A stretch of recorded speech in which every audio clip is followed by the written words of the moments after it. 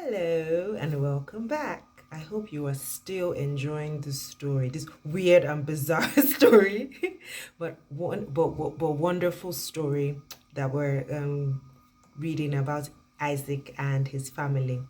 So one thing that did come through to me from reading chapters 27 to 29 was that deception appeared to be the order of the day in Isaac's household. From him to his wife to his sons, everyone was just doing questionable things and deceiving everyone else. Like, it was very bizarre to me. But here are the lessons that I learned. Isaac obviously loved Esau more than Jacob and was going to leave Jacob out of the blessings when he was dying. But Rebekah, who loved Jacob more, plotted with her son to outsmart the aged Isaac and get the blessing for himself by lying and deceiving him. Now, did you notice also as I read along that Jacob got blessed twice in spite of the fact that he deceived Esau out of his blessing? He got blessed with Esau's blessing at first, and then he got blessed when he was leaving, fleeing from the scene of the crime. His father blessed him with fruitfulness and blessed his like walk. But I also think that it had everything to do with the prophecy and what God had spoken. After stealing Esau's blessing, Isaac again blessed him. This is Jacob when he was skipping town to avoid getting murked by his brother Esau. And he blessed Isaac with words similar to those God spoke to Abraham and also to him. Remember that God had told Rebekah this while she was pregnant with them, that the older shall serve the younger, and that blessing was reiterated.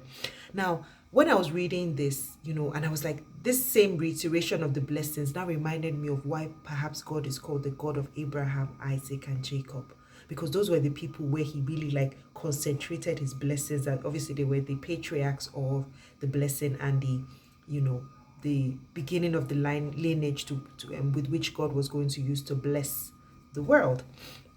Now, going back to Esau, I noticed that Esau was quite rebellious. Like, Esau married not one but two Hittite women who were making life miserable for everyone. Rebecca even complained about them at the end of chapter 27. But then after Isaac fled, he knew for a fact that his father didn't like the Hittites, and then he went to the clan of Ishmael to marry one of Ishmael's daughters called Mahalath. And I was like, yeah, he really just was showing that he wasn't part of, like, for me, marrying outside of the clan just shows that he wanted no part of what was going on. And perhaps maybe that's why, things kind of worked out the way they did for him.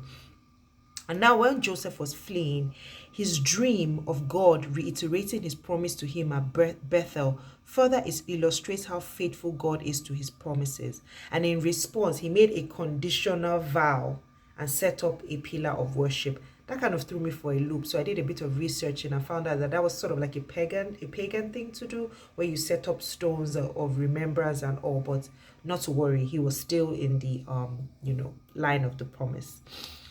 When Jacob finally got to Laban and he told him his story, this I found very hilarious.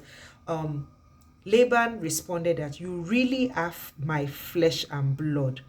As I read on, I now understood that this didn't mean that, oh yes, you're really related to me. I think it had something to do with the fact that they were all deceptive, because Laban himself turned out to be a crook. So I feel this was a case of, game recognized game. We know each other. You are really my flesh and blood. I know that sounds crazy, but that's how it felt to me, that he was recognizing that they both had deception in common. Laban was obviously crooked, and it seemed to be very prevalent in his own lineage as well. Now, he knew he wasn't going to give Rachel to Joseph after the 7 years, but he agreed and made him work for 7 years and gave him Leah instead. And how that all played out, and he had to work another 7 years for Rachel, who he loved. But did you notice that Jacob was deceived by Laban kind of in the same way that he deceived Esau? Yeah, really, what goes around really does come around. So what was your hashtag getting to God moment? I'll tell you what mine was. Even sin bends to God's plan. So all these people and everything that I've said has shown how flawed they were, all the sin, the deception, and everything that they did. But God didn't respond by punishing them. So what I took out of this is that our actions or inactions don't deter God from his plan.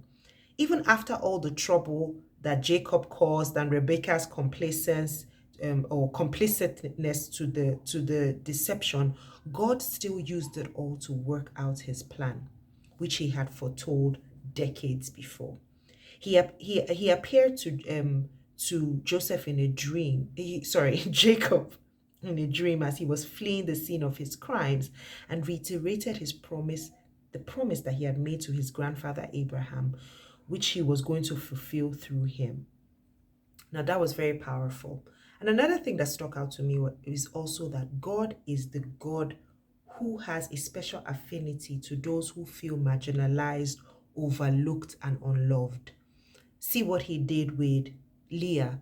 I mean, she was the one who was in love, but he gave her 4 sons and gave Rachel none. And this reminded me of Hagar as well, when she was fleeing from being mistreated by Sarah and was in the wilderness. God saw her and still blessed her. So that was very comforting to me, because sometimes I myself feel unloved or unseen, and knowing that God has a special affinity to those kind of people gives me some comfort.